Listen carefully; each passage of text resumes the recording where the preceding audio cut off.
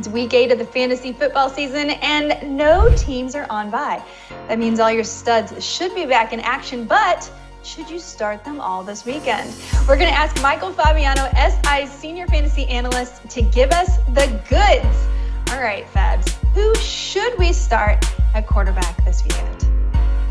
Jared Goff was on the road last week, and I said sit him, and he had a stink bomb. This week he's at home on Monday night against the Raiders, and the Lions are going to wear those new helmets that they've got. You know, I love my helmets. This is a start for Jared Goff. He's been very good at Ford Field historically, especially since the start of last season.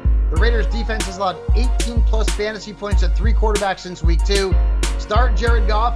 And I like Dak Prescott this week. Listen, I know that most of his stat lines this year have not been great. The game before the bye, though, he did put up over 20 fantasy points. He's got the Rams this week. They've allowed quarterbacks to score more than 27 fantasy points against them in 2 of their last 4 games. So I think Dak can give you 18-plus points in what could end up being a high-scoring game. You like Dak, but you don't like Russell Wilson this weekend. Russell's playing the Chiefs again. And the last time we saw Russell play the Chiefs, well, it was not good, single digits. And the Chiefs defense is playing really well right now. I don't know if it's the defense or the opponents, which they haven't really played a great team since week 1, and that was Detroit. Russell Wilson is not a player that you can start, especially with no teams on a bye.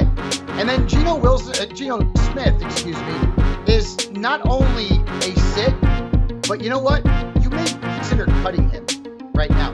Gino Smith was a QB5 last year. This year, he has had 1 good game from a statistical perspective. This is the Gino Smith that we all kind of know.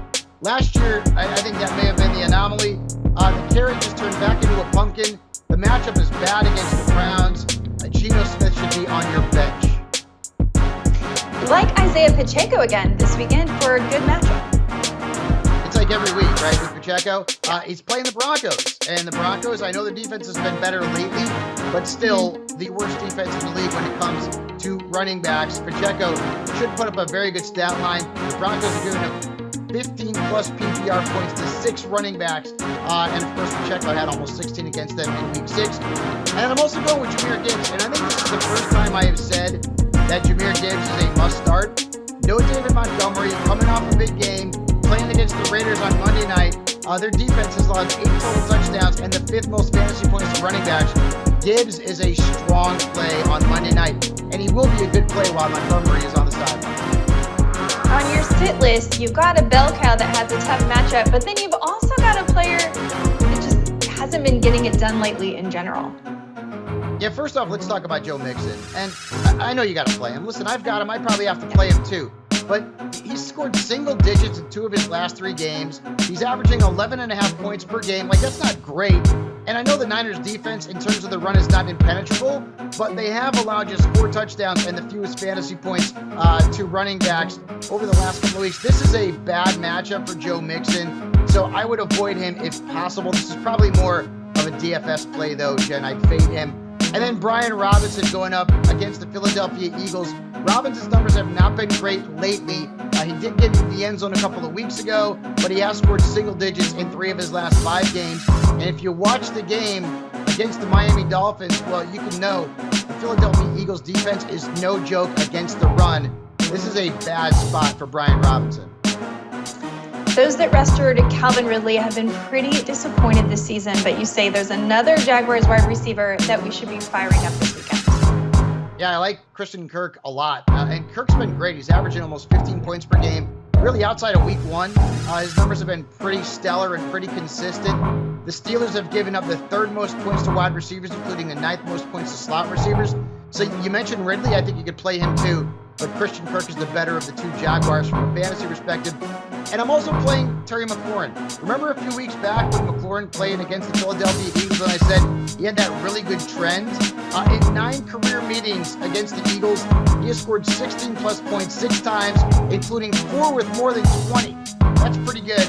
And he also beat them for 86 yards, a touchdown, which was a fumble recovery, and 22.6 points earlier this season. The Eagles not good against the perimeter. Start Terry McLaurin.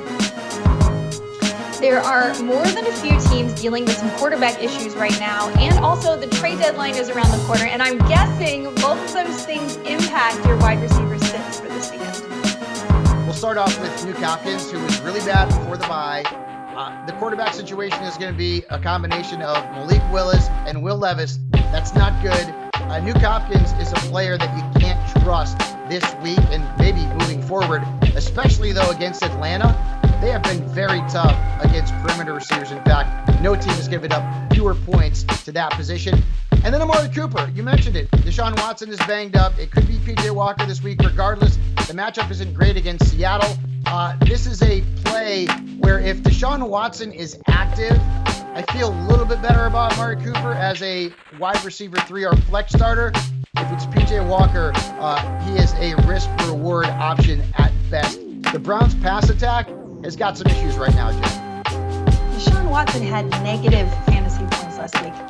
Negative. I can't. All right, let's move over to the tight end position, which Michael Fabiano may have suddenly just gotten a little more interesting. Some major injuries coming out. Zach Ertz now on the IR. We got Dawson Knox, and I think some of those injuries also might help influence who you can start this week, and there may even be players available on the waiver wire. So let's get pumped up. It's the tight end part of the video. Yeah, and let's go with Dalton Schultz, who's been hot. Before the bye week, 3 straight games for the touchdown. Now he's got the Panthers this week, and the Panthers defense is actually pretty tough on tight ends, but I'm going to roll with Schultz while he is hot. And I do like his quarterback in this matchup, CJ Stroud, as well. So he could potentially be a low-end QB1 this week. And let's go to Jake Ferguson of our beloved Dallas Cowboys. Ferguson has not seen a ton of targets over the last couple of games, but the Rams defense has been very, very generous to tight ends, allowing 10-plus points to 4 different players at that position. So if you're hurting a tight end, Jake Ferguson could be added off the waiver wire and started this week. Absolutely. And as far as who you're not starting this week, you're not starting a tight end that's facing the Dallas Cowboys. Right, let's stay with that game and Tyler Higbee, who I've told you to sit the last couple of weeks. Listen, Jen, the targets are not there now that Cooper Kupp is back. They've got Kupp, they've got Nakua, to a lesser degree, they've got Tutu Atwell. They are not throwing the ball to the tight end. Higbee is averaging 3 targets in his last 3 games. The Cowboys have been really tough against tight ends outside of that one game where George Kittle whacked us for 3 touchdowns. Tyler Higbee is a fade for me. And so is David Njoku. He has scored 10-plus fantasy points in 2 of his last 3 games, which is actually pretty good from a fantasy perspective. But he's averaging 7.3 points per game on the season. And the Seahawks defense hasn't allowed a tight end to score a touchdown. So I think Njoku's ceiling is pretty low. I would avoid him, much like most of the Browns pass catchers this week, if Deshaun Watson can't go. Wow. There you go. Browns, sorry. You're mostly on the sit list this week. Thank you again for all your fantastic advice. As always, Michael Fabiano. And for all of Fabiano's starts and sits, including positions like kicker and defense, you can check him out at si.com/fantasy.